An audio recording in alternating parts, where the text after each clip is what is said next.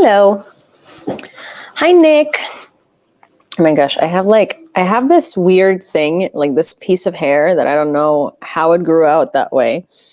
But it's like, see that? It's like this. And it drives me crazy, but there's nothing I can really do about it. I also only noticed it like tonight, so it's okay. It doesn't have to drive me crazy that long. How is the sound? Hi, Cody. Hi, Ian. Hi, Armin. Hi, Bombi. Hi, Diane. Hi, Grumpy. Hi, Tyrannus. Hi, Odin. Hi, Carolyn. Hi, Nick. Hi, Carlos. Hi, Sky. Hi, Alice. Hi, Irina. Hi, everyone. Hi, Juju. Oi. Today was hi, Chad. Hi, Joe. Today was an intense day. I went to a support Azov rally, which happens basically every Sunday in front of the Ukrainian house, as far as I know, or almost every Sunday. It's a really big protest.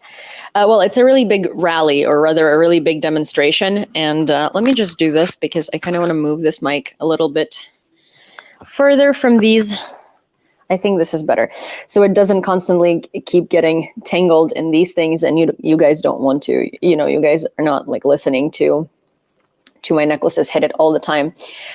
So I went to a support Azov rally. And do I, John? So I went to a support Azov rally, and this rally happens either every week or every other week. It happens all the time in Kyiv, and it's a rally basically to keep reminding the society and our lawmakers that Azov guys are still in captivity and they have not been exchanged for about 8 months. Really, like Azov fighters are not being exchanged at all. Obviously, Russia doesn't want to exchange them. In my opinion, unfortunately, I think that Russia has done to them, and that's why they don't want to exchange them, because the condition in which they would be back would put no doubt on what Russia is really and what Russia does to POWs. But that's a separate story. So, that's so cute. Thank you, Sky. But it's a very, very important,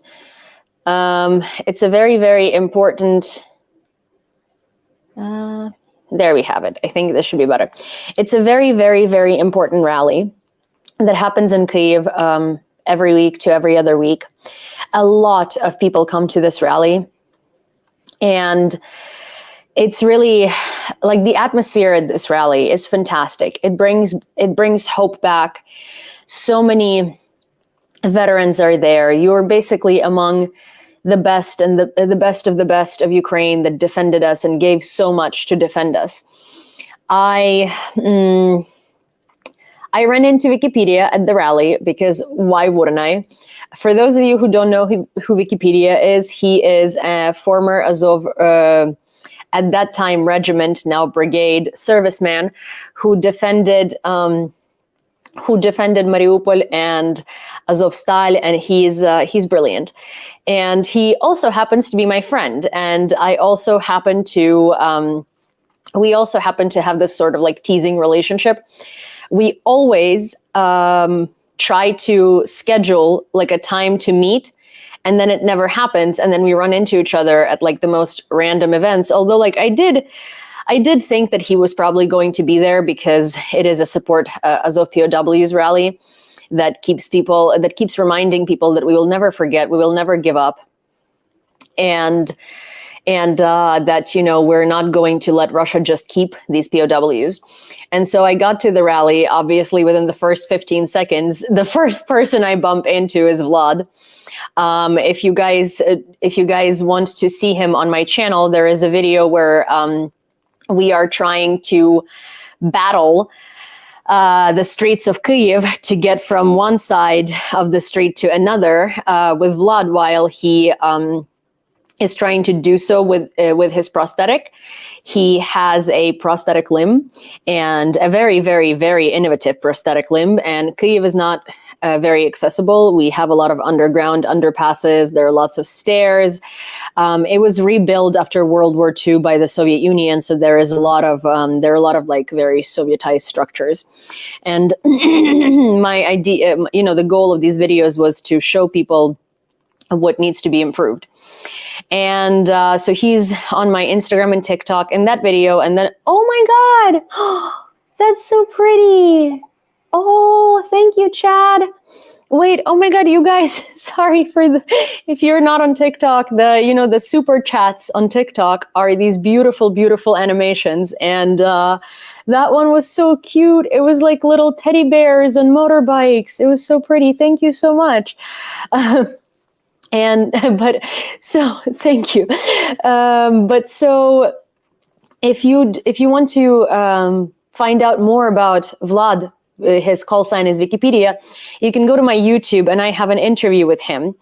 It's less of an interview, more of a chat, and he talks about his experiences in Mariupol, talks about his experiences with Russians, and he was in a drone reconnaissance unit, and he was also in a lot of he was intercepting a lot of communications and stuff like that. So he had a lot to say. He's generally like he's very charismatic, and so he tries to keep awareness going, and he gives interviews to everyone. He tries to do as many media related things as possible. So, for exposure. So people can continue hearing about Azov, and he can continue bringing awareness, and he can continue helping the military. I also have a really, really good conversation with him on a podcast called FAQU, like FAQU, like umbrella, Ukraine Explained. And it's the episode about Azov. This podcast is available on Spotify and Apple, and also on YouTube. So you can look it up, and I have an episode with him there as well. And I'm hoping that I can talk to him soon, as an interview again, so you guys can ask him questions and stuff like that. Hi, Heroyam Slava. And hi, Massachusetts, because, he's a really good friend of mine. So I often forget that I can just bring him on and you guys can talk to him, because he's really busy. And so usually when I see him, I try to kind of carve out time for just like coffee and catching up, other than doing work, because I think what both of us are always doing is work. But so yeah, it was really nice to run into him. Thank you, Zero, and hi, Zero. It was really, really nice to run into him at the Support Azov rally. I will actually show you a snippet, because I am putting together a video. Me and Masha, I went with my friend Masha. She's from Kyiv Independent. You will be seeing a lot more of her here, because I really do enjoy spending a lot of time with Masha. I think that we get along very well, and I think that I'm genuinely actually really happy to have made a friend in her, because so she's lived in Australia and she's lived abroad for the past 8 years. And she moved back to Ukraine, and I think we're in a similar sort of position where both of us have just dropped everything and moved back to Ukraine. And both of us sort of think in English and are kind of, we're rediscovering our own country again. And I love Masha. Masha is fantastic. So we went to the rally together, and we made, so people come with posters to this rally that usually have, hi, Michael, that have slogans on them, slogans that make you think. They're all related to Azov and POWs. And so we were thinking of what is something to write that would kind of trigger an emotion Masha was filming some stuff for Kyiv Independent, but for, I guess, my audience, right, if I were to make a video.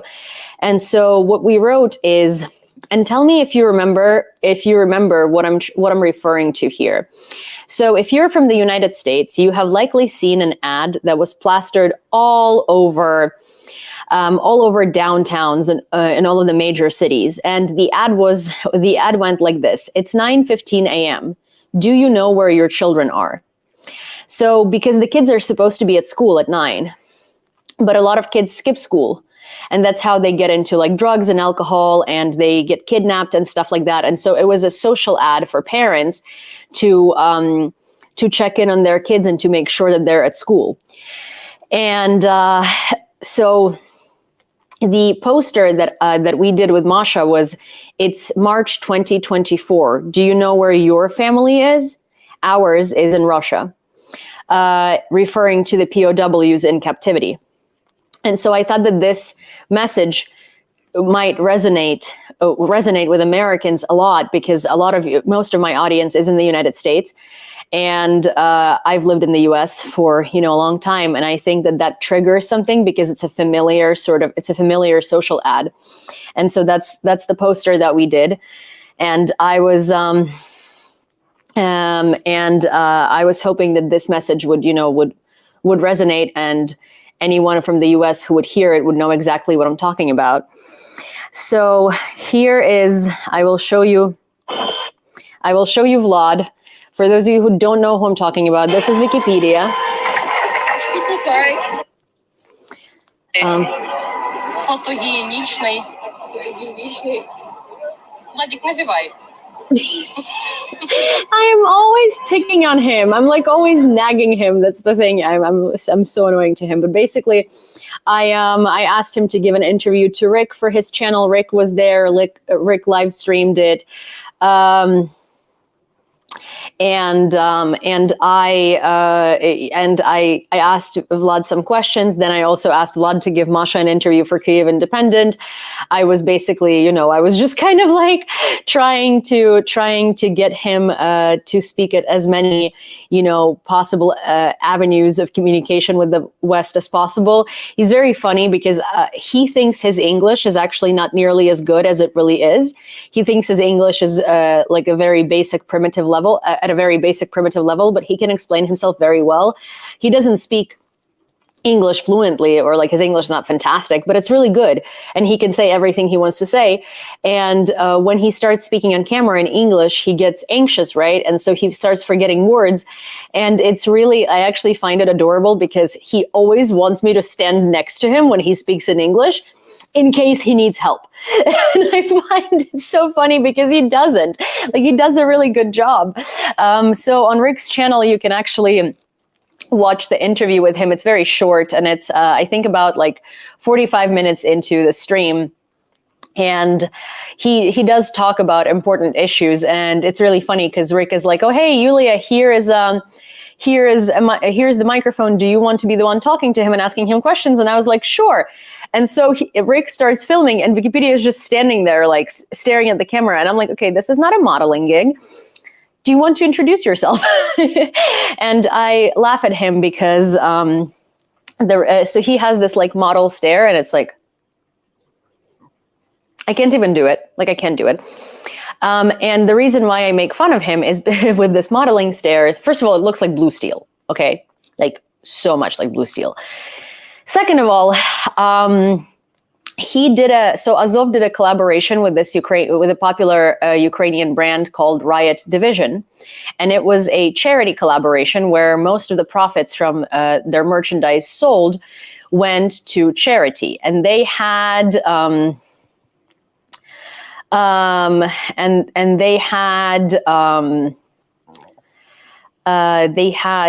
they made this hoodie, and the hoodie was like $250, which is insane, but nonetheless, all of the money went to charity. And so Vlad was a model advertising this hoodie. So it was really great. Jake Glukowski, I want to see the stream. So if you go to my YouTube channel, it's the same as this, at Yulia. And I will tell you where it is. I'm actually going to go navigate you to this because I think so. Today's interview is really short, but if you wanna listen to more of what Wikipedia has to say, I think the interview, the chat on my channel is one of the only chats that he did in English. So I do find it very, very necessary, because there are not that many talks with him in English. So if you go to my channel on YouTube, this is what it looks like, right? So if you go to my channel, then you scroll I'm gonna try to navigate it as easily as possible. So if you scroll here, right, there are chapters. This one is called Ukraine War Brief Podcast. This one's called Tougher Than Steel, Defenders of Ukraine. So you press on this, and at the very bottom, there is this interview that's called Chatting Military Analysis with Azov's Wikipedia. Thank you, Bob. And you can find the interview there. Alternatively, you can also look up FAQ, like umbrella, Ukraine Explained podcast. And the episode on Azov on Apple and Spotify is also with Wikipedia. So he has quite a bit to say. Also, all of my channels and all of my podcasts that I've ever done are available in my link in bio if you go under my profile picture. So everything is compiled to you in a very convenient place. Hope he gets better soon. Sorry to hear that. Who gets better soon? Who gets better soon? Did I miss something? But yeah, so it was a really good rally to go to. I genuinely really enjoyed it because it had so much fighting spirit, and it was so great to see how many people showed up. There were lots of Ukrainian celebrities that showed up, and they come every week, which is it's fantastic to know that pop culture people are really, they are making appearances, they're streaming it on their channels, they're talking about it, they're not forgetting about it, because that's important. There was Katerina Prokopenko was there. She is a phenomenal Ukrainian artist, and she's an activist, and she's also the wife of Denis Prokopenko. He is the commander of the Azov Brigade. He was the commander during Azovstal, the siege of Azovstal, and he is the commander of Azov Brigade now. So she's his wife. She was there. There were a couple of famous singers there, which was fantastic because they were taking pictures with people. They were putting it out on their social media. There were a lot of brilliant activists. It was really nice. And yeah, it was really nice. So it was a very, I don't know. I really enjoyed being there, and I'm going to go to every time that I will be able to go, I'll go.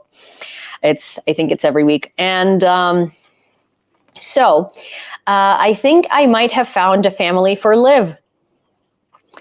So for those of you who don't know, Liv is a French bulldog that I have adopted from a rescue. I was hoping that she would be, I would be her forever home, but I have a French bulldog named Cindy, who's been with me since she was a baby. And Liv and Cindy were not getting along at all. And it's gotten to the point where they couldn't be in the same room together. And I've gone to dog trainers. I've done everything a human being possibly could. This has been going on for 4 months, and it was just getting worse and worse and worse. But I've interviewed so many people today. And I mean, I'm sure that you guys know, especially you can imagine that, when you tell people that you are looking for a family for a French bulldog, what most people see is free French bulldog, right? You have no idea how many messages I've received from absolutely bonkers people. You have no idea how many FaceTimes I have done today with people that I just wanted to bang my head on the wall for. I've narrowed it down to 2 candidates, and my dad was sleep on it and decide tomorrow, because they're both fantastic. They both are in Lviv. They they live just outside of Lviv. They're near nature, so Liv is going to have a lot of space to run around. They don't have any other pets. She is, one is a couple and one is just a woman. And but they're both fantastic. The couple, they're since the moment that we've hung up, they've been asking me about her food. They've been asking me so many questions. They've asked for videos. They've asked for photos. I can tell they really want to have her. And I'm honestly I think you can tell where I'm leaning. But hi, Lily. but yeah, so there is that. Also, today was a super difficult day because I don't know if you guys have seen it, but there was a massive air raid last night. So first of all, bada booms in Crimea because Ukraine has been doing its job very well. So bada boom in Crimea, many bada booms in Crimea, but also while there were bada booms in Crimea, sorry for calling it bada booms, it's just, why not? It's a PG language for social media. But there were also lots and lots and lots of airstrikes on Lviv and Kyiv, particularly on Stry, which is like this town next to Lviv. And they were striking energy infrastructure, and it was really, really bad. It was genuinely like one of the worst airstrikes Lviv region has seen since the beginning of the full-scale invasion. There were lots of airstrikes on Kyiv last night as well. I heard a lot of the missiles being taken down. So I don't remember at what time. I think it was like 3:30 that the stupid air raid went off. And like the worst part of this air raid is so I took a melatonin. So I've been taking a melatonin to go to sleep because my sleep schedule is awful. I have a really hard time sleeping. And I took a melatonin at like 3:15. And I just started falling asleep at 3:30. Like the melatonin kicked in. I was so happy. I was like, oh my gosh, this is going to be a great night of sleep. The second that I thought that to myself, an air raid went off.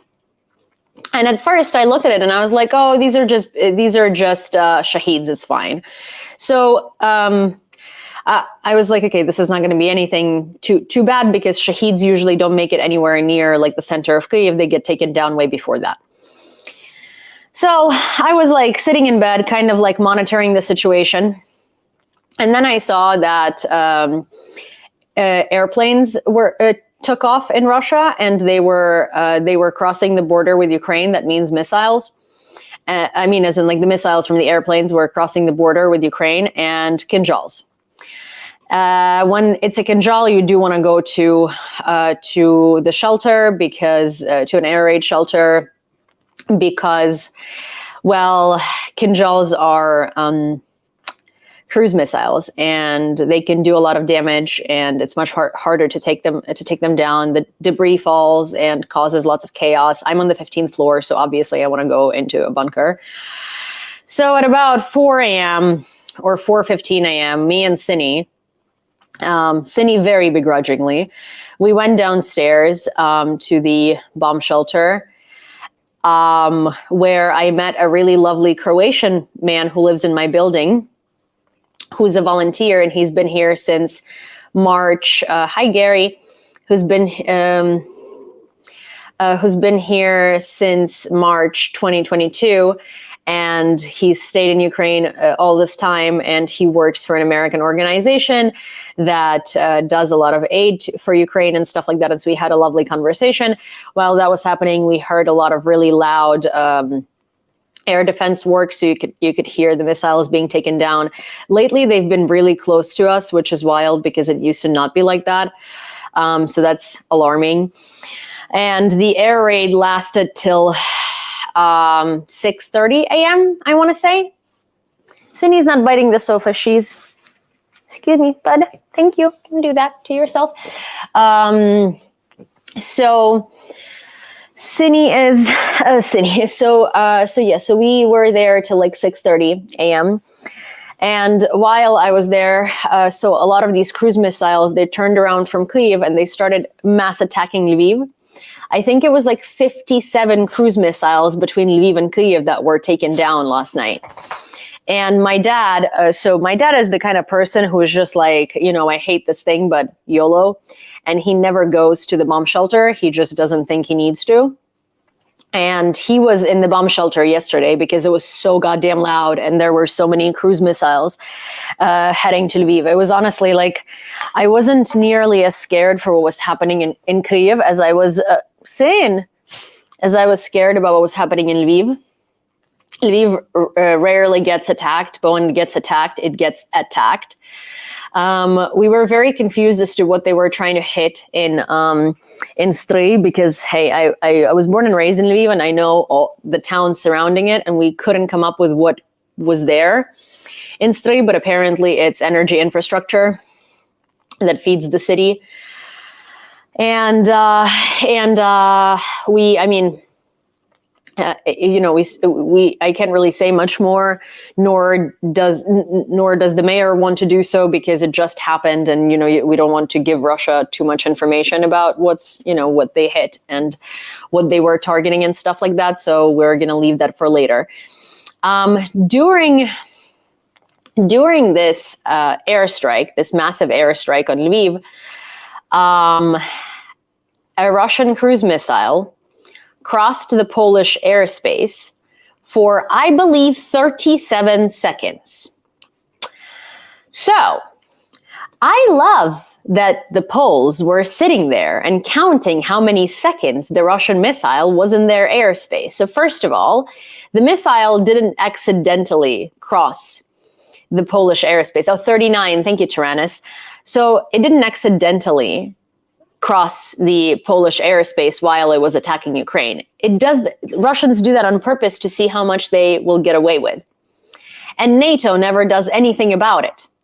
So Poland did deploy F-16s at the border, but they didn't take the missile down. They just waited for it to turn around back to Ukraine, which is wild to me. Polish farmers block Ukrainian grain at the border, and they let a missile just fly in and they wait to see what the missile is going to do? And instead of taking it down while it's in their airspace, which would be completely justified, they just let it go back to Ukraine and hit Ukrainian city. I was flabbergasted. But then again, also not surprising, because there have been so many instances of Russian missiles crossing Polish airspace and debris falling into Polish airspace, into Poland. There were even 2 people killed in Poland because of debris, and they do nothing. They do absolutely nothing. But the fact that they wouldn't take down a missile that was in their airspace is absolutely wild to me. That's not escalation. That is your airspace, and you can do whatever you want with it, because that missile violated the airspace. And I find it so funny, because Poland comes out and says things like, oh, a Russian missile violated our airspace. Why would you say violated the airspace if you are not doing anything about it, nor are you actually nor do you seem that concerned about it? You could have just said, oh, a Russian missile visited our airspace. Oh, a Russian missile briefly entered Poland. Oh, a Russian missile took a tiny little vacay in Poland. It makes literally 0 sense. It makes less than 0 sense, genuinely, because what's the point of it? What's the point of even saying violated if Poland is actually not going to do anything about that violation? You could just say that the Russian missile took a vacay to Poland, a brief little, shopping trip. I honestly, I've run out of reactions to how ridiculous the lack of reactions from NATO is to all of this stuff that Russia is clearly pulling to test the boundaries and see how much they can get away with. And NATO lets Russia get away with everything. And okay, sure, you could make the argument oh, Ukraine's not in NATO, they don't want to escalate. But at this point, this is on Polish territory. This is on NATO territory. For less than a minute, but I agree with you. It was in Polish airspace for 39 seconds. That doesn't matter. The second that missile crossed the Polish border, what the Poles should have done is taken that missile down. They have all the prerogative to do so, and that would have sent a very strong message to Russia. The second that missile crossed Polish airspace, it doesn't matter, for a second, for a millisecond, for a split second, they should have shot that shit down. Because by doing nothing, they are literally showing Russia that Russia can do whatever and get away with whatever they want. That is the only message that not doing anything about that missile is sending. Taking that missile down is not escalation. That missile has no business, first of all, it has no business being on the territory of Ukraine, but it has no business being in the territory of Poland, being anywhere in NATO. And the second that it does cross that border, it knows what it's doing. Poland can take it down, no problem. It can take it down literally within a second, a split second of that missile ending up on Polish territory, and they would be well within their right, and it would not be escalation by any means. It's like, if there is a drone steadily heading towards your house, like, I don't know, any type of drone. I'm not saying like a military drone. I'm saying like a reconnaissance drone, whatever, like a DJI drone.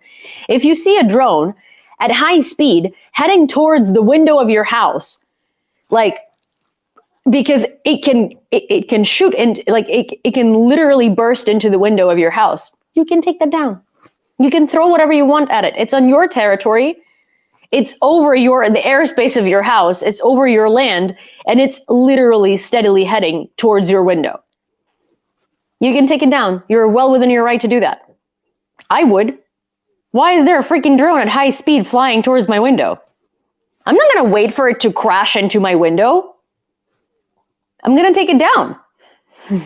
And next time the kids or whoever were playing with the drone and doing that are not going to do that, because they'll know that I'm going to take down their $3,000 drone.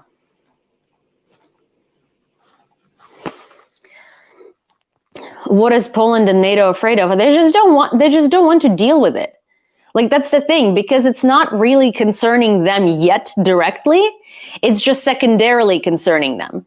It's not primarily concerning them. They're not seeing the primary effects. They're feeling the secondary effects, like the prices or like oil or like other things, right? But there is nothing dangerous happening in their territory. They don't want to deal with it. And that's all. The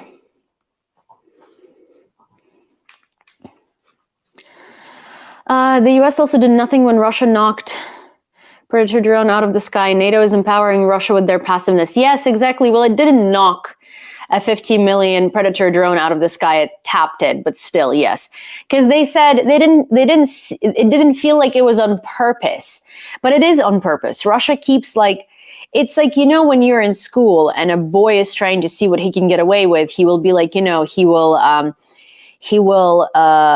pull your hair and like do all of these like little things to annoy you and see what he can get away with, like, in old school times. This is sort of what Russia is doing. And with NATO's inaction and no reaction to all of these things, they're just enabling them. It's insane. Last explanation I heard was they didn't want to risk the danger by falling debris. Yes, because the forests of Poland are going to be in so much danger based on falling debris. Of course. Yeah, it's the debris. They don't want to risk the debris because, it's okay to risk the missile actually hitting something in Poland. But the debris that would fall on forests is, oh my gosh, can't risk that. Jesus Christ.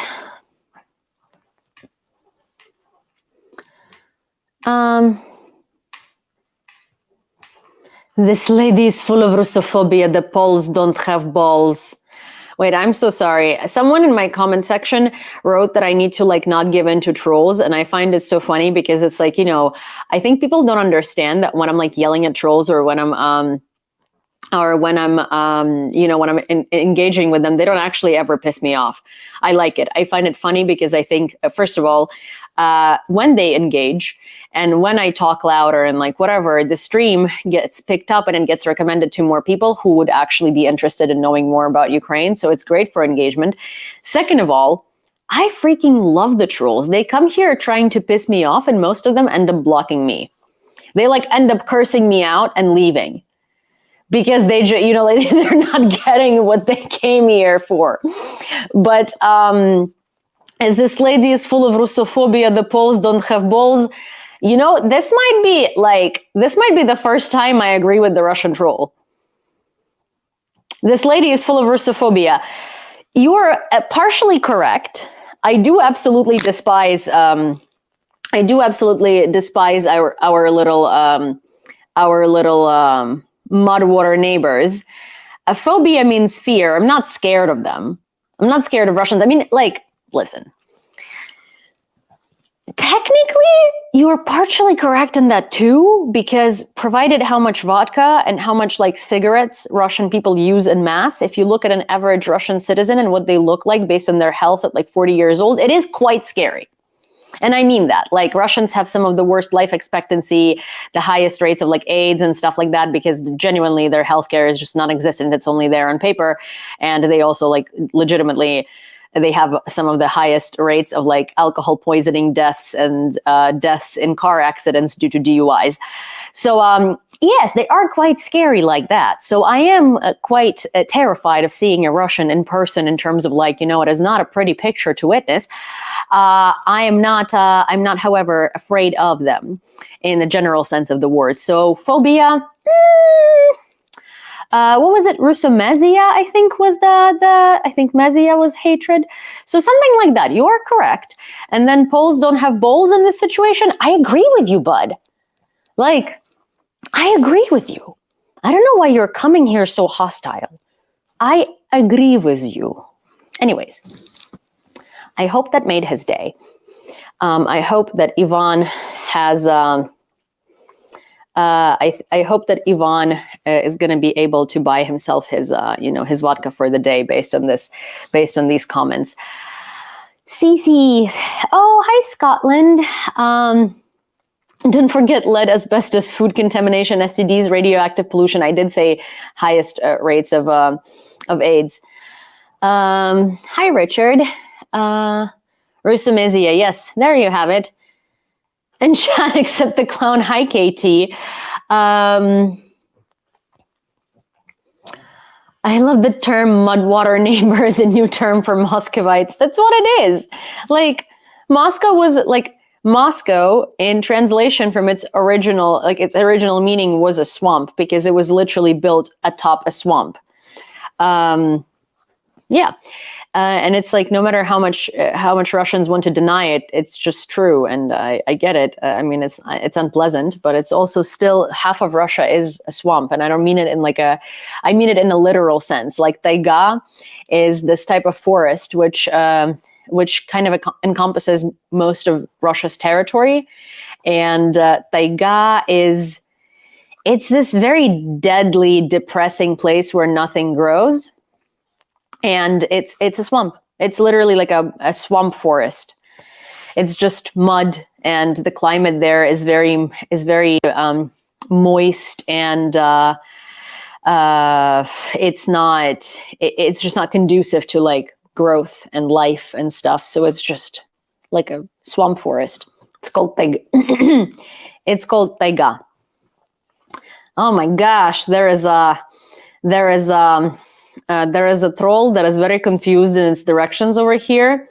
Hi, California. Hi, New Orleans. Oh my gosh. Our swamps have jazz music and alligators. Yep, conducive to alligators and jazz. More kid alert. Well, so no, that the north-south troll, I think this is the thing. He was trying to find the Putin rally, and he went north, then he went south, then he kept going north-south, and then he just got confused and ended up here. I get it. You're confused with your directions. You don't know whether you should go north or whether you should go south. I think you should go F yourself. That's a different direction. I do highly recommend and entice you to do that. Yeah, you're at the wrong place, but I get it. Directions are not easy, and I'm sure that in Russia you don't have GPS, so you're still using a compass, and it is really hard to navigate a compass in for someone that clearly does not know geography, which I mean most Russians don't, provided they think that Crimea is Russia and like. Anyways, good luck finding where you were headed. Troll in the dungeon. Hi everyone. Hi Michelle. FSB Litvinenko are alligators or saltwater gators now. They have evolved. Uncovered special operation before get poisoned in London, UK. Oh, I mean, all of them get poisoned. Countries switched to Latin, left the Cyrillic alphabet, and the Baltic states became better off when Finland joined Sweden and NATO. The Soviet Union lost 9 years of war and warfare by giving billions of dollars in weapons to Ukraine. Putin's a complete joke. The Cuban crisis has not been thrown since. Yeah. I mean, Sini.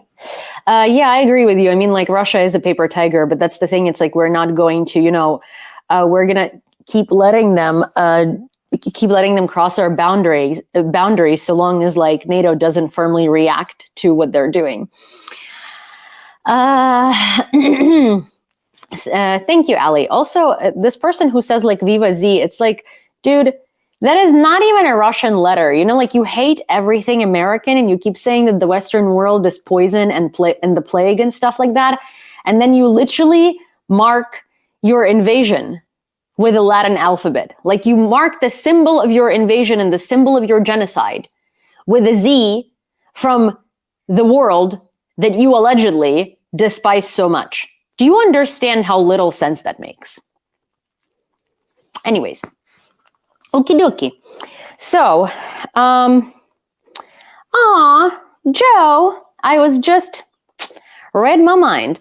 So, fundraiser, and then we're going to get straight to the news because it's about time. So, Joe had just donated $33.24, and that brings us to $14,092.64. Yes, Bobs, I know, life is so difficult for you. So if you would like to donate we are at the last stretch, at the final stretch, we have less than $1,000 left to go. We are fundraising for 6 DJI Mavic 3 Pro drones for 3rd Separate Assault Brigade of the Armed Forces of Ukraine. Those are reconnaissance drones. So if you would like to donate to the fundraiser, you can do so through this link in TikTok, or you can do so through this link on YouTube right there, or on TikTok. You can also go to my profile, and it's under my profile picture. There's a link in bio, beacons.ai, and you will find the fundraiser there. And you can donate through Venmo, through PayPal, and through Revolut. And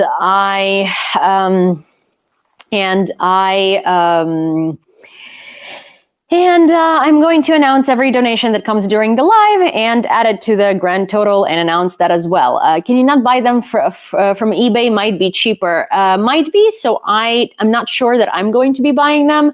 We're going to talk about that once we raise the amount. Originally we agreed that I would just forward them the amount and they would buy it.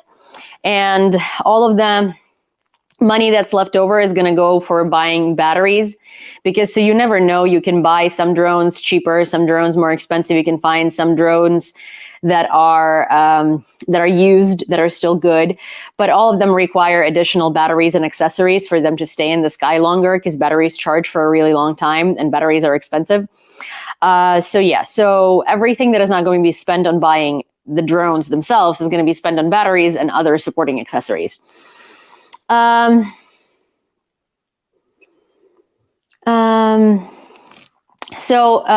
thank you for a $20 donation, which brings us to $14,112.64. This fundraiser has been going on for like 2 months-ish, and I'm honestly, I'm starting to get separation anxiety from this fundraiser. Like, what am I going to do?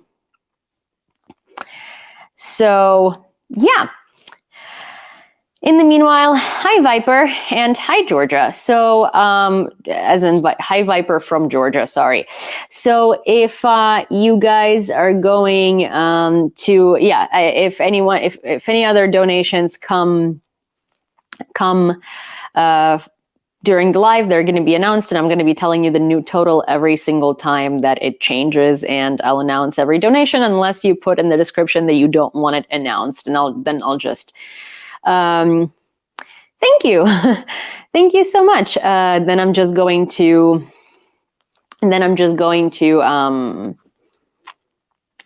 what's its face? Then I'm just going to tell you the total after the donation. This Nazi lover is scamming you. Oh my gosh. Yes, Ukraine is now a, what was it? It was an Islamist, gay, Nazi-led Jewish state. Oh yeah. So yes, there is that. Okie dokie, let's get to the news for today. In Kharkiv, 35% of residential buildings are now connected to electricity, with half of them already heated. Mayor Ihor Terechov stated that restoration work in the city is ongoing. However, due to significant damage to the energy infrastructure following the Russian missile attack, experts are unable to provide a precise timeline for the full restoration of electricity to Kharkiv residents. $20.30 is the next donation we just received, and that puts us at $14,132.94. I'm going to show you pictures of what Kharkiv looks like right now. It's actually it's insane, to be honest. I can't believe, it's a large city, and it's been largely cut off the electric grid due to the airstrikes, and that's been happening for days. So Kharkiv went completely dark, and I want to show you what that looks like. It's actually it's crazy to witness. Kharkiv is one of the largest cities in Ukraine. It used to be Ukraine's capital back in the day, and the reason why it was moved back to Kyiv is because Kharkiv was too close to Russia. I wonder why. I wonder why that could be a problem.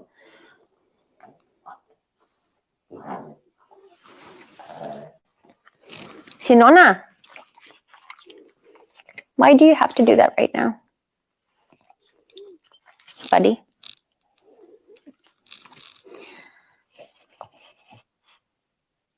Oh, thank you. Thank you, Stephanie. Armin's quote of the day is up on YouTube, so I'm going to read that. Violence, naked force has settled more issues in history than has any other factor, and the contrary opinion is wishful thinking at its worst. Robert A. Heinlein. Uncompromising pacifism isn't virtuous and commendable. It's foolishly childish and deadly. Also, thank you, Bobo. Thank you so much. I did see it. I just was in the middle of the quote. Thank you for the heart. I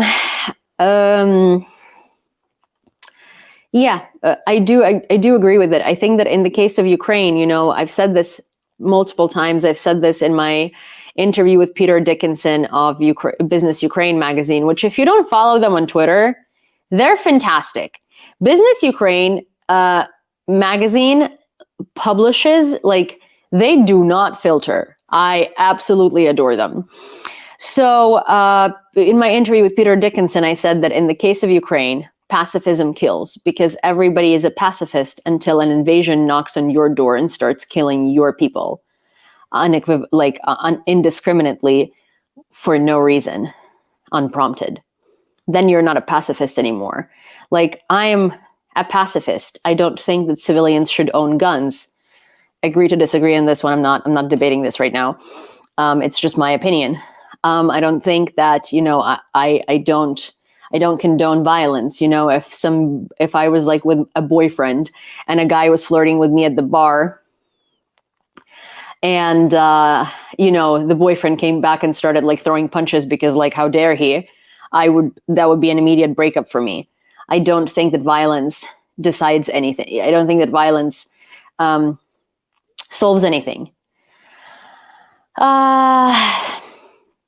But in this situation, it's like we're being attacked, and we're not attacking anyone. We're protecting ourselves because Russia is here to wipe us out of existence. And that's their goal. What do you mean if a guy touched me? Like if someone was trying to like hurt me, sure. If like, you know, but then like, I don't expect someone to come in guns blazing, throwing punches. Like you ask me if I feel okay, if I feel safe, if I feel like something's wrong. If I say no, you don't go all macho, like, you know, testosterone starting to throwing punches. I think that is like orangutan behavior. Genuinely, I really don't like that. I think that that's just so tacky and kitschy, and I don't know. I would break up with a person on the spot. I don't find this like machismo testosterone fine. I think that's just too much. So yeah, but you know, in this case, in the case of the war, in the case of the invasion of Ukraine, pacifism kills.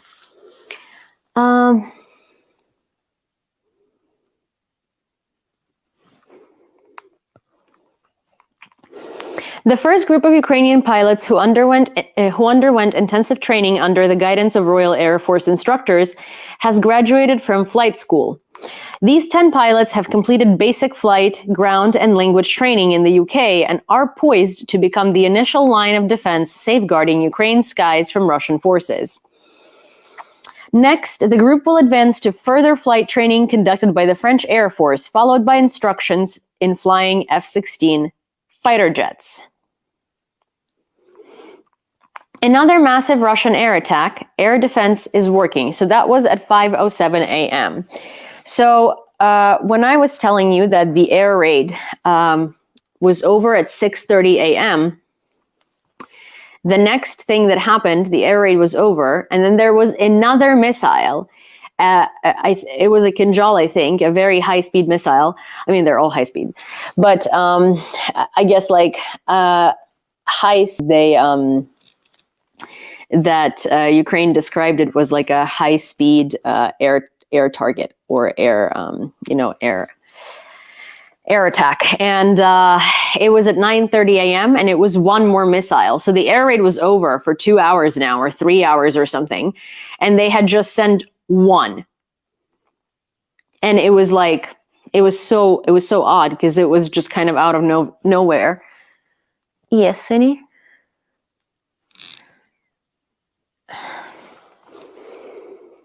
Sorry, my dog is very needy.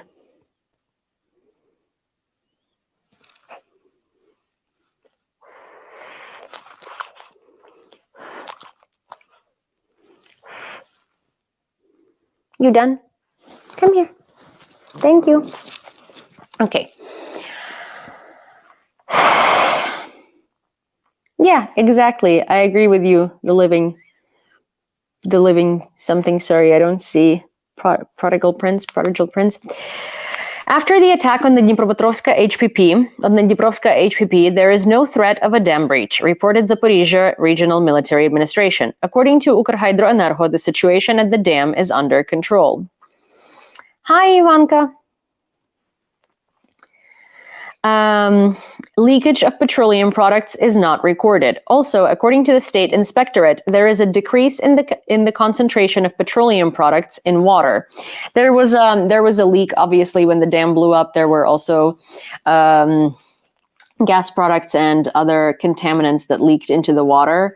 And this is, again, the dam that supplies Zaporizhzhia nuclear power plant with cooling water, right? So if it were to flood, that would have been a really high issue. And miraculously, the dam, even though incredibly damaged, withstood, which just literally chance of luck. Sinon, come here. Hey, bud, come here. Sinny. Sinon, come here. Dog, hey. Sin. Baba, come here. Sydney, hey. I'm not going to give you treats. You ate so much today. Okay, fine. You have your time. Okay. Stabilization point in the Bakhmut direction. 93rd Separate Mechanized Brigade, Holodny Yar. I will show you. So, Stabnik are stabilization points in various areas of the front line, and that's kind of like the first hospital that critically injured patients get to get stabilized until they can actually be transported to a real hospital.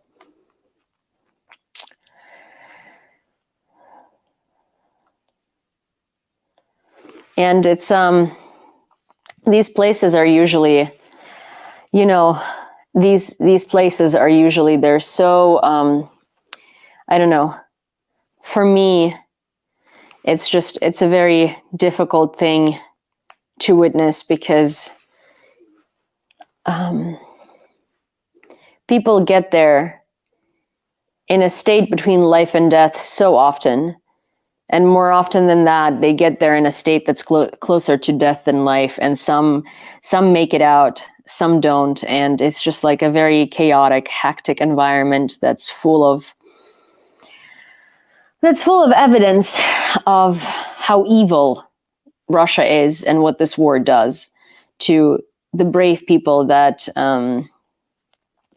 Heroyam Slava, that defend this country. I ultimately feel the same frustration that Poland did not take down the missile in question. Poland are wise in not retaliating. Russia, no, we are more than capable of safeguarding our skies. So I don't know. Here's the thing, you know, like Russia keeps doing these things and the EU and NATO keep doing nothing in return. They don't take down the missiles, that they just issue stern verbal warnings. I don't know if Russia knows. Russia knows that that we have weapons. Russia doesn't know. Russia doesn't know if we're going to use them, because every single we've sent to Russia so far is that NATO is not going to bother. This morning, 43 air targets of the enemy were destroyed by air defense forces over Ukraine. In total, on the night of March 24th, 2024, the Russian occupiers attacked with 29 Kh-101, Kh-555 cruise missiles from 14 Tu-95MS strategic aviation aircraft and 28 Shahed attack UAVs.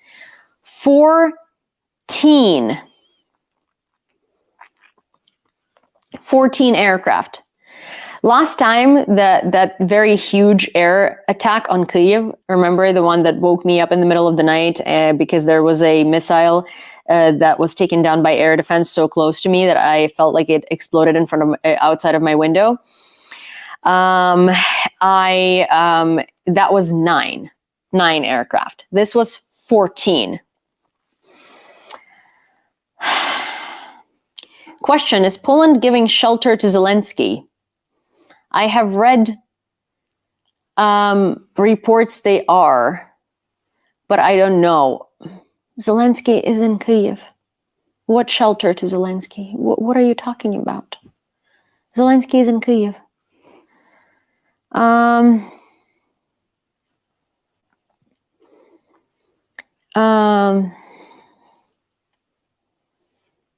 Yeah, I mean, it's likely a question that's aimed to provoke something.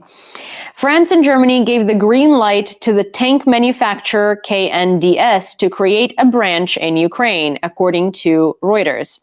This was announced by French Defense Minister Sébastien Lecornu after talks with Boris Pistorius. According to him, the branch should be engaged in the production of spare parts and training of local personnel. And this is the one that I really want to show you. So this is a part of an interview with Gorbachev, where Gorbachev clarifies that NATO never promised him to not expand. It's a 24-second video from United 24, and I'm going to show it to you. I did a much larger breakdown of what Gorbachev said in one of my briefs way back when. And I talked about Gorbachev and how he gave an interview in, I forgot when it was like in the early 2000s, and how he was talking that no one was even talking about NATO expansion then. No one asked NATO to not expand. NATO never promised Russia not to expand. They were talking about East Germany. 1 inch to the east meant about Germany, while Germany is being demilitarized. So no NATO presence in East Germany while it's being demilitarized. It has nothing to do east of Germany. It was about East Germany, and that was temporary. While it was being demilitarized, and it was being reunited and stuff like that. It's a whole thing, but it had literally nothing to do with NATO expansion. NATO would never promise anyone not to expand. What the hell? And let alone Russia or the USSR. And Gorbachev was the president in the room. Ask me why it was not stipulated in the treaty that NATO must not expand to the east. The following should be taken into account. NATO and the Warsaw Pact existed at that time. What was there to fix in a treaty? The question did not even arise back then.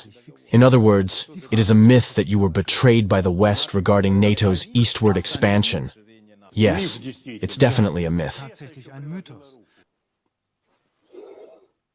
So Gorbachev was the man who has that signature on the document that's being cited by tankies and Russian trolls as NATO promised not to expand. And he is refuting that claim and saying that no one ever promised him that. They didn't even talk about that.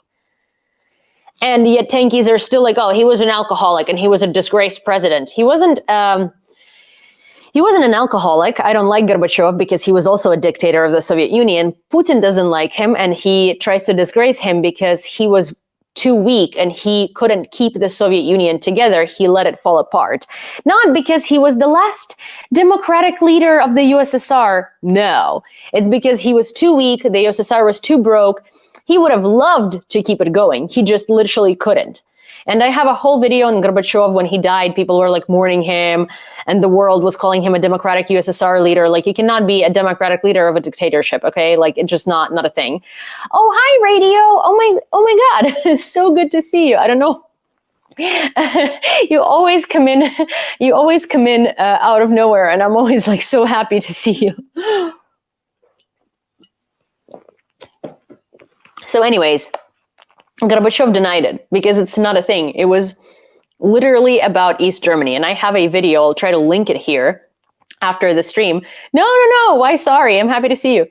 I'll try to link it here after the stream so you guys can refer to it. Also, for those of you who watch my streams nightly, so this is kombucha. And I'm like obsessed with this Praha kombucha, so I'm on a journey to keep trying Ukrainian kombuchas until I convince myself that I do only like that one kombucha. This one's not bad, actually, but it's not as good as Praha is. So, I just forgot to let you know that this is yet another kombucha I'm trying. I marketed Gorbachev's book, A Time for Peace. Yeah, I mean, Gorbachev, he's a shady character, people made him into this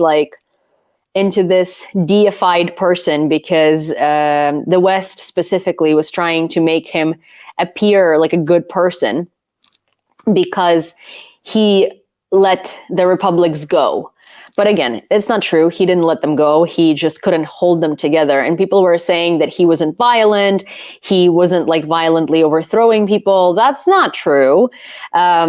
Georgia, Kazakhstan, Latvia, Lithuania, all had experienced violence, tanks and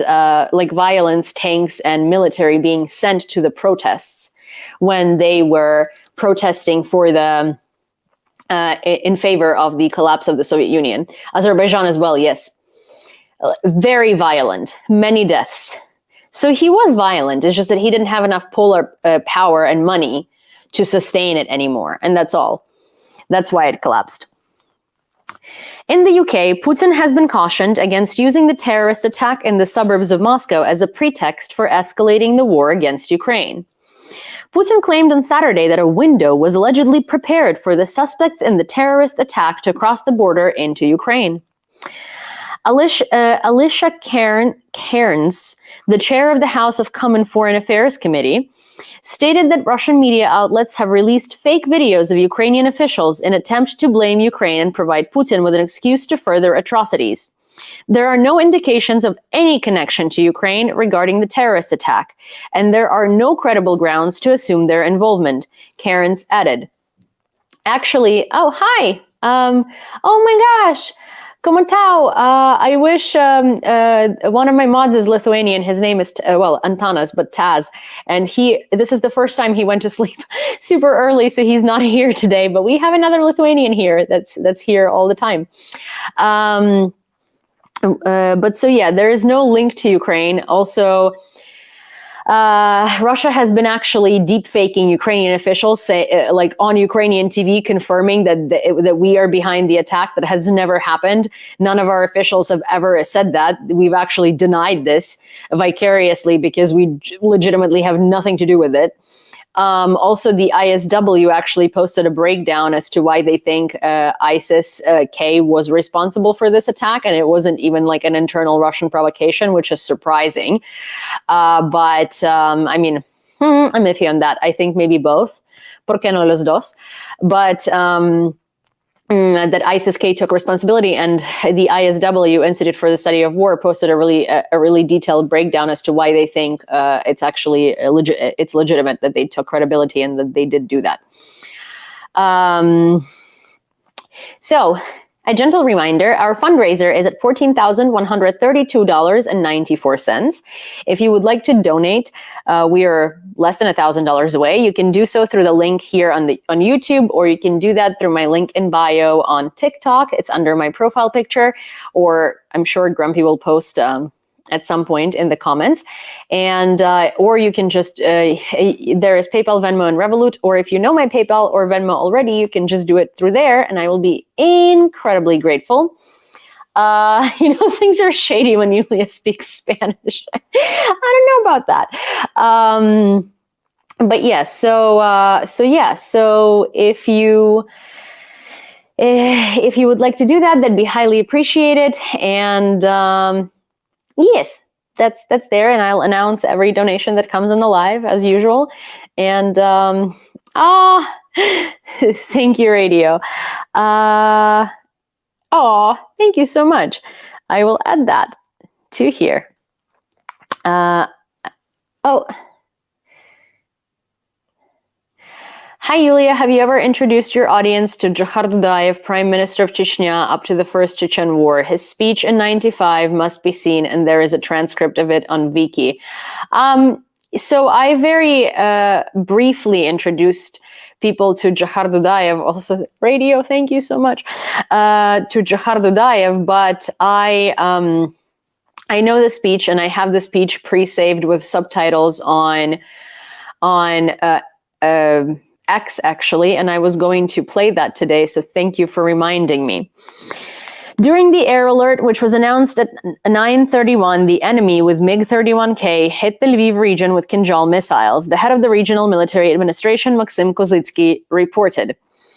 Preliminarily, there are 2 hits on the same critical infrastructure object that the invaders targeted at night. Firefighters who extinguished the fire were warned in time about the attack. They managed to move to a safe place, the message reads. Also, Radio, just got it. Thank you. The head of the Ministry of Foreign Affairs, Dmytro Kuleba, has urged against allowing Kremlin leader Vladimir Putin and his associates to propagate falsehoods about Ukraine's purported involvement in the terrorist attack in the suburbs of Moscow. Putin is a pathological liar. This is evident now as he desperately attempts to link Ukraine or other Western countries to the mass shooting near Moscow, despite the absence of evidence to support such allegations, emphasized the minister. Kuleba stressed the importance of not allowing Putin and his allies to disseminate their deceit. Their sole objective is to incite as many Russians as possible to perish in their senseless and criminal war against Ukraine, while also fomenting greater animosity towards other people, not only Ukrainians, but also the entire West, Kuleba asserted. I mean, I do agree with him. Also, Dmytro Kuleba is a fantastic speaker. He's a really wise man, and I always really recommend people to... Dmytro Kuleba has a book. Unfortunately, it's not available in English, but it's a book that about... You know what? I'll show it to you. It's kind of like a book about media literacy in time of war. And it's a great, great book. And I really want to show it to you. One sec. I got a copy as a gift recently. And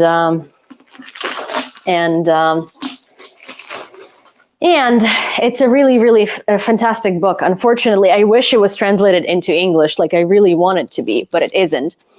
So this is the book. So for those of you who are Ukrainian, you can buy this book. It's called Війна за реальність. Як перемагати у світі фейків, правд і спільнот. So this is called War for Reality, How to Win in the World of Fakes, Truths, and Communities. And it's a really, really, really good book. And I wish that it was translated into English. It's so good. It's a phenomenal book, and I hope that it's going to be. Thank you, Radio. Also got the 100. Thank you very much. I wish it was available in literally any foreign language, but it isn't. The energy situation in Kharkiv remains extremely challenging, with the city's combined heat and power plant and all transformer substations destroyed by shelling. Due to this extensive damage, energy companies cannot provide a stable power supply throughout the city, making it impossible to announce the exact date for full restoration of electricity. Currently, electricity has been restored to approximately 40% of households in Kharkiv, while heating has been reinstated in 60% of homes, and water services are operational in almost all of them. To manage the limited resources, the city is implementing stabilization shutdown schedules. Oh, you're Lithuanian as well, or Lithuanian descent. That's very nice. Nice to meet you. Kat, sorry, I'm being asked again about the book, and also the situation in Kharkiv is dire. I'm going to reach out to my friend who does tremendous work in Kharkiv, and I'm going to give you a broader update tomorrow. The reason why I'm kind of glossing over it is because I like to include testimony from people on the ground, and I unfortunately haven't heard from him yet, so I would like to dive a little more in depth tomorrow. So this is the book. It's called Війна за реальність, The War for Reality. Як перемагати у світі фейків, правд і спільнот. How to win in the world of fakes, truths, and communities. So this is the book. I generally, like, someone said that they like that I read. I mean, I love reading. I love reading very much. I also read very fast, and I'm one of those people where if it's a good book, I will read it in a night or two. Because once I start reading, I can't stop reading. And I also do read really fast, which is like, I'm very grateful for that. Because, I don't know, it's just a great ability. And I used to read a lot when I was like in middle school and stuff. So I guess like that's a skill that got developed through that. And I love reading. There are actually a couple of books that I really, really want to buy. They're just not in the budget right now because I do love both. I used to be, I was trained as a book designer originally. Thank you, Dre. And I love art books. So like beautifully designed books, like very, beautiful, like kind of like table books type of things. And I really like reading. And so I have gotten most of the table books that I've wanted so far in, well, some like a good amount. Oh, Chad, thank you so much for the heart. But, well, I mean, it's a never ending list, right? But there are a couple of books that I really want to buy to read. And, well, not a couple, it's like 4 of them, but it's about like I think the 4 of them are like a little over $100, and they're all about information warfare and kind of, you know, the politics and geopolitics and informational space around this war. And yeah, I mean, you know, books are expensive these days, and the thing is, like, I don't have a Kindle. I don't want a Kindle. I literally cannot read on a tablet. Like, I need this. I need a book, and I need to be able to turn pages. And I also actually, thank you, chat. I also actually much prefer soft covers to hard covers, to be honest, because it's easier to bring them places with you than it is to, like, this is heavier, you know. But yeah. So yeah, Russia has navigated the Black Sea since 1783, but is currently constrained to port limitations. Moreover, Putin's fleet faces setbacks even within those confines, with ships sinking, stated Minister of Defense of Great Britain, Grant Shapps. The ongoing illegal occupation of Ukraine by Putin imposes significant costs on Russia's Black Sea fleet, rendering it effectively inactive, the minister emphasized. According to an ex-speechwriter for George W. Bush, in a column for the Washington Post, Ukraine risks becoming the next Afghanistan if military aid from the United States ceases. So I actually highly disagree with that, because Afghanistan was incredibly dependent on the United States, and I mean in absolutely everything. Its economy was absolutely ruined, and there was really nothing that Afghanistan was producing at that time that it could sustain itself. Afghanistan was not producing its own weapons, and it was basically it was fully dependent on the United States. And, like, yes, I get it. This is sort of like a tactic used to make Republicans get off their asses and start helping Ukraine, and I understand why this is being said and stuff like that. But at the same time, like, no. Do not say that, because Ukraine, we are producing our own weapons. We're designing our own weapons. We have a lot of things in our economy that are working, and we have, like, our country, we're much bigger than Afghanistan, and we have not been ruined, like, as in, we're lucky because our air defense has prevented the, like, largest cities in Ukraine that are sort of that are, you know, the epitomes of the economy from being ruined. And Ukraine is working more and more towards being self-sufficient in weaponry. So it's sort of like, it's a very loud statement that is really not true if you know anything about Afghanistan or how that war worked, and you see anything about Ukraine and what's happening here. It's a very different situation.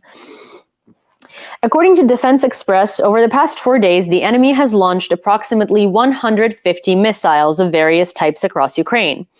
Analysts are comparing this figure to the 130 missiles announced by the president as of March 19th of this year.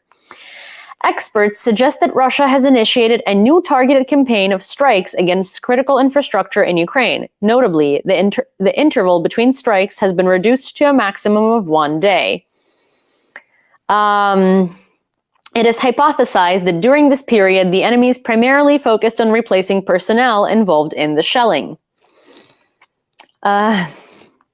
Furthermore, experts are uncertain whether the Russians conduct reconnaissance of target objects before new strikes, or if they're strictly adhering to a predetermined plan. It's actually, like, I think it's mostly predetermined. It's mostly predetermined, but in some cases they do choose infrastructure in specific cities that works for them right now. But I honestly, like, that's mostly in, like, Bakhmut and cities that they're carpet bombing. I think cities like Lviv and Ternopil and others, it's all predetermined because they just want to exhaust the population. I don't think there is much strategy behind it other than just, like, targeting infrastructure and it being in the plan. The first satellite images revealing the aftermath of missile strikes on Russian large amphibious ships in the bay of the temporarily occupied Sevastopol have emerged, reported OSINT analyst Tyler Rogovey Two impacts are visible, one near the pier adjacent to one ship and another near the dry dock adjacent to the other vessel. Currently, there is no discernible damage visible on the ships themselves. One of the ships is being towed toward a dry dock, suggesting it likely sustained some damage. Additionally, a stain emanating from the ship indicates a potential leakage of fuel and lubricant. So, Ukraine was targeting Crimea yesterday, and there were huge explosions in Crimea, and this is why. So, another ships are on their way to becoming submarines soon. 2 more. Sad. Not really. Let me put on Johar Dudayev's speech, the 1995 speech from Johar Dudayev. That is actually that was a very great suggestion. So thank you for whoever made it. I'm sorry, I don't remember who did, but it was a great, great suggestion.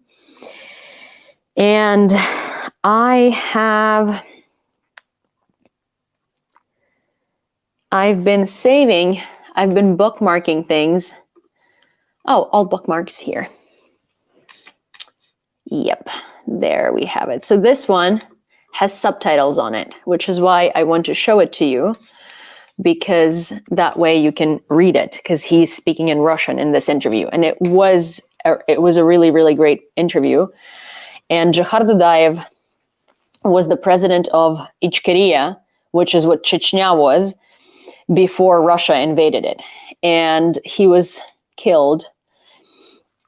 And one of the battalions that is currently fighting in Ukraine, the Chechen battalion, they're from the Republic. They're Johar Dudayev's battalion.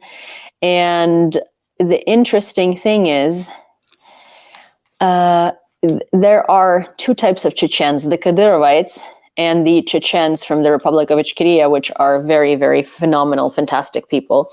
Those are the real Chechens. The Kadyrov people are sellout Chechens. Kadyrov betrayed his own people and sold out to Russia. And it's really sad. Kadyrov, the older Kadyrov, and then the younger Kadyrov just took over after him, because, that's how you do it. You don't actually have to have a skill to be president of a place. You just have to be a son of a dictator. And that's how it works. Okay. Украина еще схлестнется с Россией на непримиримых. Пока русизм существует, он никогда не откажется от своих амбиций. Вот сейчас славянская там под этой маркой хотят подмять, как и в прежние времена, опять Украину, Белоруссию, окрепнуть и там далее. Теперь с Россией никто и в союзе военном, не только военном, и в экономическом, и в политическом, и даже в торговом отношении никто не хочет быть. Уж хорошо изучили. Так же, как весь мир боролся с фашизмом. Такая же борьба идет сейчас и с русизмом. И будет усиливаться эта борьба. И напрасно русские думают, что сейчас армией своей, уголовниками, ядерным оружием запугают мир. Человечество не запугает. Уже все пуганые, все прошли этот ад русизма. И русских поставят в строй земной цивилизации. Или его не будет как государства, или она должна будет стать в строй мирового сообщества. И русские теперь на весь мир оголены. Не только внешне, голые стоят перед миром, но и вывернутые наизнанку, до их кишков. Весь мир увидел, что такое русский русизм, и насколько он опасен для человечества. Убивают мирных жителей, мирных, ничем не защищенных. Ничем не защищенных. Приходят, убивают, причем как? С расстояния недосягаемого, с воздуха и с артиллерийским огнем сносят с лица земли, потом приходят в этот населенный пункт или город и начинают насиловать и мародерствовать. Вывозят все, вплоть до грязного женского белья. Русизм страшнее фашизма, нацизма, расизма, всех человеконенавистнических идеологий. единственный, наверное, народ на земле, вообще ни во что не верующий, бездуховный, безнравственный и отстал. So this is a part of the speech. There is, the full speech is not available here, but it's, if you would like to look it up, it's Jahar Dudayev's 1995 speech. It's a phenomenal speech, and I think you get the gist of it. I highly recommend everyone watch it in full, if you can. And I will try to find the speech for you with subtitles for next time. I do appreciate someone suggesting that I do that. It was a great idea.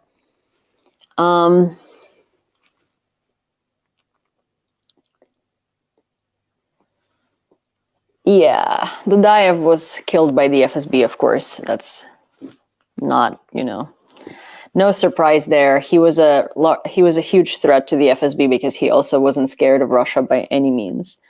And then Kadyrov betrayed Chechnya, or betrayed Ichkeria. So yeah, that's that. I guess he predicted what Putin will do, and it's not just Putin. It's just that he explained the essence of Russia. And the essence of Russia is exactly that. It's a murderous colonial state. It's a murderous empire. Alrighty, guys. It is 1:59 a.m., so prime time for me to go to bed. I will be back tomorrow. I am also, he understood the collective Russia's mindset. Nothing has changed in 200 years. Absolutely nothing. Not a single thing. Early for you. Well, I mean, I also want to voice over a video from the protest, so I can, from the rally for POWs, and I want to post that because I haven't had the time yet. And I do need to think about, who to pick for Liv as her new family. And I am, oh, hi, Christina. And thank you, Chad. I want to do, oh, good night, radio. So that's kind of, I have quite a few things left to do for today. And then tomorrow I have a busy day as well. So it's just how life works in this part of the, in this part of the world. Meds and snacks in your emergency bag. Thank you. Water bottle is there. So are meds, and I actually bought some snacks. So thank you. Thank you so much. Alrighty, you guys. See you tomorrow. Geez. There is something. I'm forgetting something. I'll remember it tomorrow. Okay, you guys. See you tomorrow. Bye.